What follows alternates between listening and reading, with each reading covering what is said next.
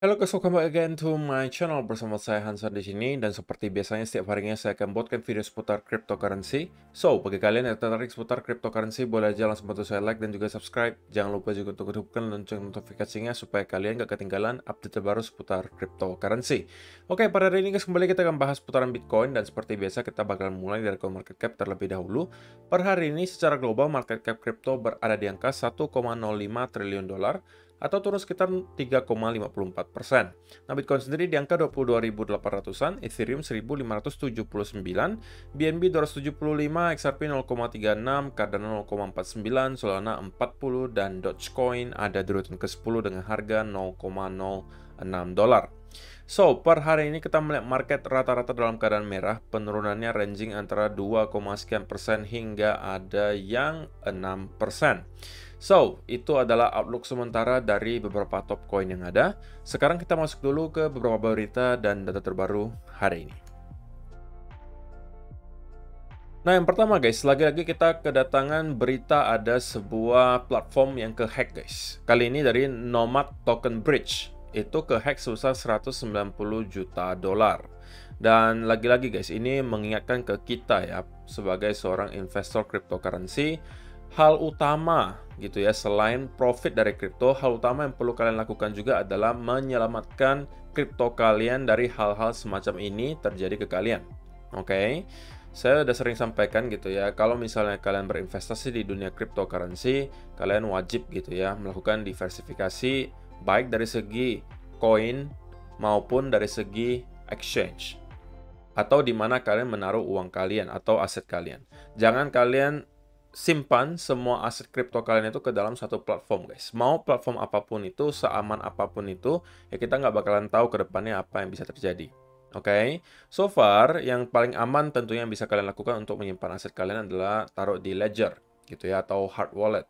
Tapi kalau misalnya kalian lebih prefer taruh di platform-platform seperti exchange dan lain sebagainya, at least kalian melakukan diversifikasi guys, oke? Jangan taruh ke dalam satu exchange, disebar ke beberapa exchange. Supaya kalau misalnya ada salah satu yang bermasalah gitu ya, atau kalian memang memakai platform-platform seperti ini, dan kemudian bermasalah, dan atau ke-hack gitu ya. Antara kalau kemarin kan banyak yang bangkrut, kalau kali ini ke-hack gitu. Nah, kedua ini sama-sama ya kalian hanya pasrah aja gitu. Kalau kedua ini terjadi ke salah satu platform yang kalian pakai, ya kalian nggak bisa ngapa-ngapain, ke-hack atau bangkrut. Kalian cuma bisa pasrah doang dan berharap bahwa uang kalian bisa kembali. Tapi kan itu bukan strategi yang baik guys. Apalagi kalau misalnya kalian menaruh semua aset kalian ke dalam platform tersebut. Kalian bisa stres gitu kan. Dan itu adalah kenapa saya sering sampaikan guys, diversifikasikan aset kalian. Jangan sampai taruh semuanya ke dalam satu platform. Jadi mudah-mudahan ya nggak ada dari kalian yang memakai Nomad Token Bridge ini. Kalau misalnya ada, kalian mungkin harus cek gitu ya. Apakah dana kalian masih ada? Kalau misalnya masih ada, masih bisa ditarik, ya kalau bisa ditarik aja sih guys, daripada kalau misalnya hilang sama sekali gitu ya. Jadi itu adalah berita pertama untuk kalian.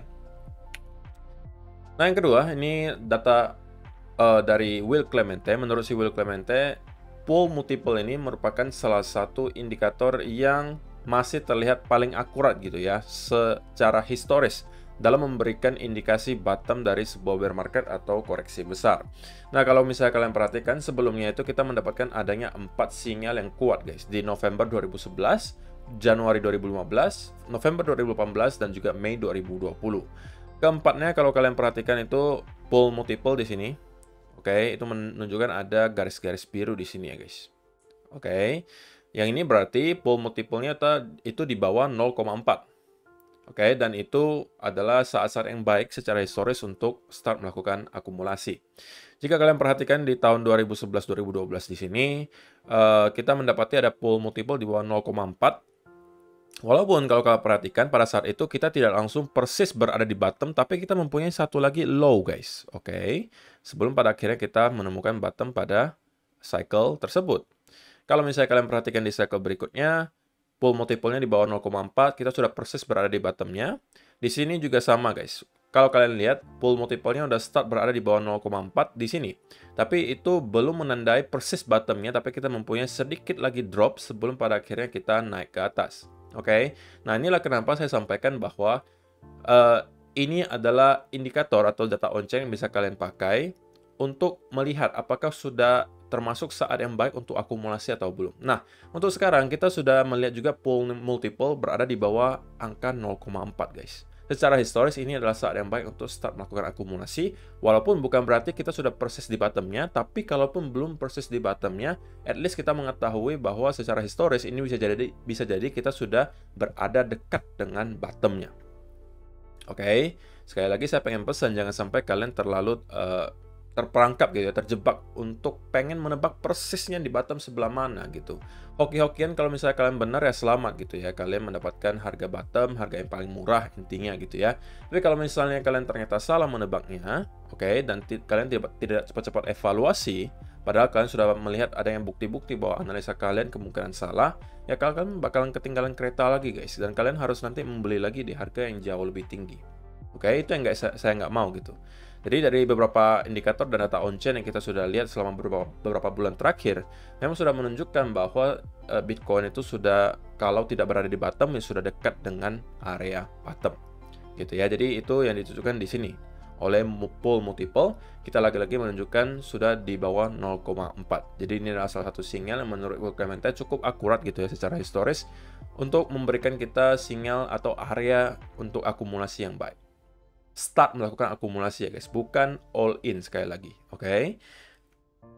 Ya, sebelum kita masuk ke chart, saya pengen remind lagi untuk kalian, salah satu partner kita di channel ini adalah Delta Exchange, yang udah pernah saya mention juga di beberapa video beberapa minggu yang lalu.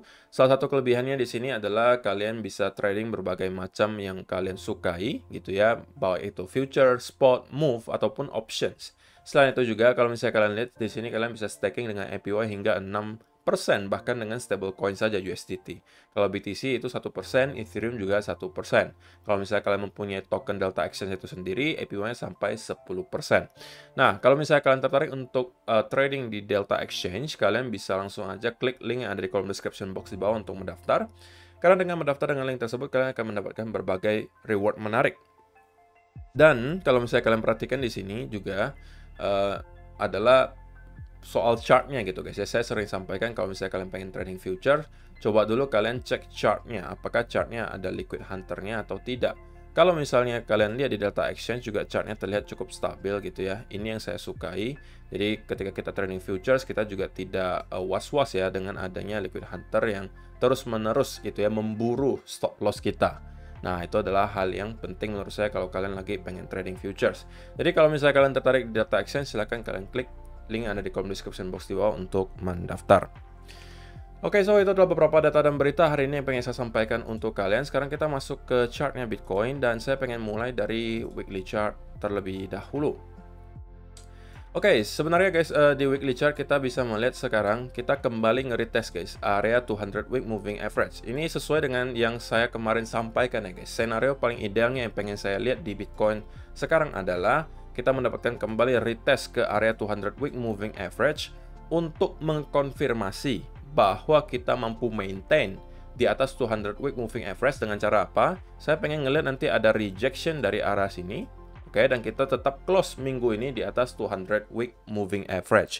Dan itu menurut saya akan menjadi indikasi yang sangat baik bahwa market kemungkinan sudah bisa menjadikan 200 week moving average sebagai area major support, dan minggu-minggu berikutnya kita bisa melihat Bitcoin start untuk kembali merangkak ke atas. Tapi sebaliknya, kalau misalnya kita kembali melihat Bitcoin closing di bawah 200 week moving average, oke, berarti yang terjadi di sini adalah sebuah fake breakout, dan itu bukan indikasi baik guys. Oke, secara teknikal itu bisa jadi berarti kita akan kemungkinan mendapatkan drop berikutnya ke bawah. Oke, karena berarti bulls tidak berhasil gitu ya untuk reclaim area 200 moving average, walaupun seminggu itu kita close di atasnya, tapi minggu berikutnya kita langsung ke reject lagi ke bawah, dan itu bisa jadi berarti kita melihat memang 200 moving average ini bertindak sebagai area major resistance yang sangat kuat, dan kita hanya berhasil melakukan fake breakout. Oke. Oke, kita kalau zoom in ke time frame yang lebih kecil, misalnya di 1 hour chart gitu ya, kita coba cek apa yang sedang terjadi gitu ya, secara detailnya seperti apa. Nah, jika kalian perhatikan, saya harusnya kalian udah tahu ya outlook saya untuk Bitcoin itu seperti apa. Saya sampaikan di beberapa video beberapa hari yang lalu juga, sampai kemarin juga udah saya sampaikan bahwa saya masih expect gitu ya Bitcoin untuk nyampe ke sekitaran area yang saya highlight di sekitaran sini 22.600-an, oke. Dan sekarang sebenarnya di 1 hour chart kita membentuk semacam descending broadening wedge guys.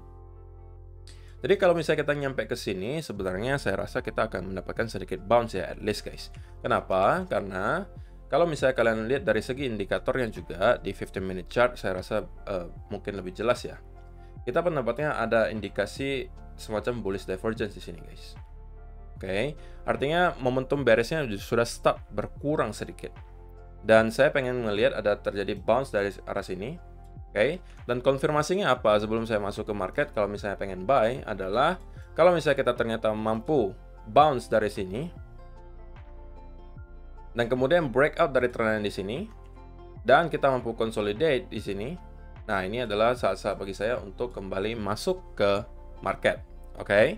Tapi kalau ternyata kita tidak mampu melakukan hal tersebut dan terus-menerus drop ke bawah seperti ini, terlebih lagi kita tidak mampu untuk hold di area yang saya highlight di sini, ini bisa jadi berarti kalau kita udah close di sini kemudian kita consolidate, ini adalah tanda bahwa kita kemungkinan akan kembali minimal nge-retest area low di sini.